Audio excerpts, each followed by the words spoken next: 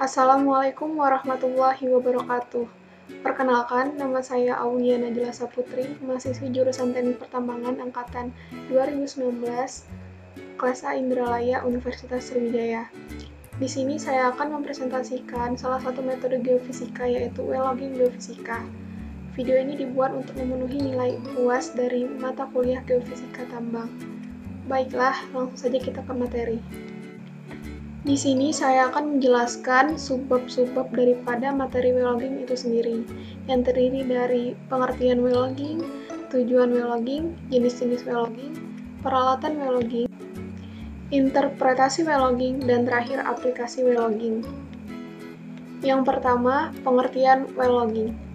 Well logging geofisika adalah salah satu metode yang digunakan untuk melihat kondisi di bawah lubang bor dengan memanfaatkan sifat-sifat fisika seperti radioaktivitas, resistivitas, kecepatan, densitas, dan masih banyak yang lainnya.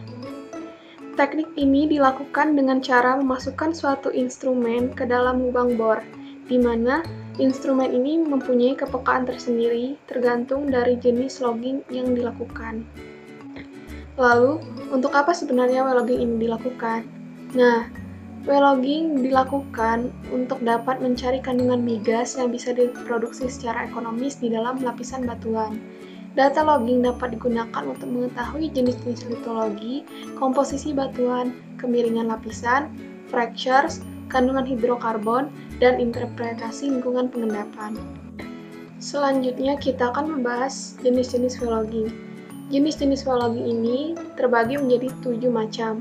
Yang pertama ada log gamma ray, log resistivity, log neutron, log densitas, log sonic, log induksi, dan terakhir log listrik. Pertama, log gamma ray.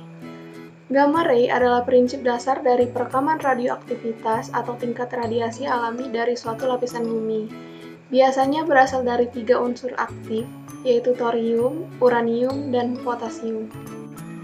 Yang kedua ada log resistivity. Pada prinsipnya, log resistivity adalah untuk mengukur kemampuan formasi untuk menghantarkan arus listrik.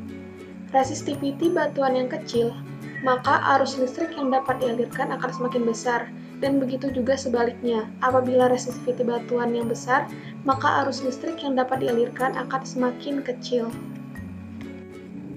Log neutron. Log neutron digunakan untuk mengetahui banyaknya atom hidrogen dalam suatu batuan.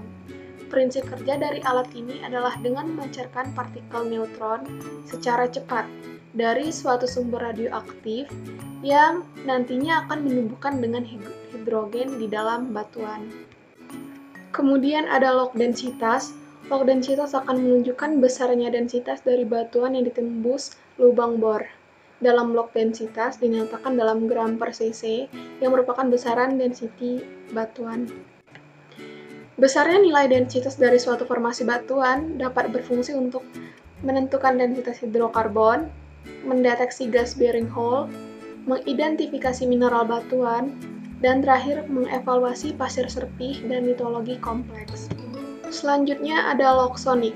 Sonic log adalah log akustik dengan prinsip kerja mengukur waktu tempuh gelombang bunyi pada suatu jarak tertentu di dalam suatu lapisan batuan. Log induksi. Prinsip kerja dari log induksi adalah dengan menggunakan sistem yang disebut induksi elektromagnetik. Apabila arus yang keluar dari kumparan pemancar dibuat konstan, maka besarnya arus yang diterima akan berbanding lurus. Dan yang terakhir adalah log listrik. Suatu plot antara sifat listrik lapisan yang ditembus lubang bor dengan kedalaman. Sifat-sifat ini diukur dengan berbagai konfigurasi elektroda yang diturunkan ke dalam lubang bor. Selanjutnya kita akan membahas peralatan yang digunakan dalam metode well logging geofisika. Yang pertama ada logging truck, yang terdiri dari kabel utama, kabel kecil, alat pengukuran, kontrol panel, surface logging panel, electrical generation.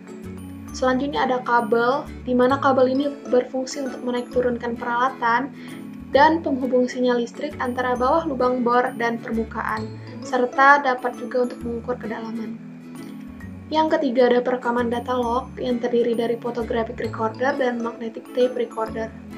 Terakhir ada logging tool yang terdiri dari detektor dan receiver atau sensor. Lalu ada interpretasi w-logging. Nah, interpretasi w-logging ini dapat dilakukan dengan dua cara, yaitu interpretasi kualitatif dan interpretasi kuantitatif. Interpretasi kualitatif dapat dilakukan dengan menggunakan beberapa log. Nah, di mana digunakan untuk identifikasi cadangan batuan, lapisan hidrokarbon, serta perkiraan jenis hidrokarbon. Selanjutnya ada interpretasi kuantitatif. Interpretasi kuantitatif digunakan untuk menentukan porositas, saturasi, dan permeabilitas batuan, serta dapat juga untuk menentukan shale dalam reservoir.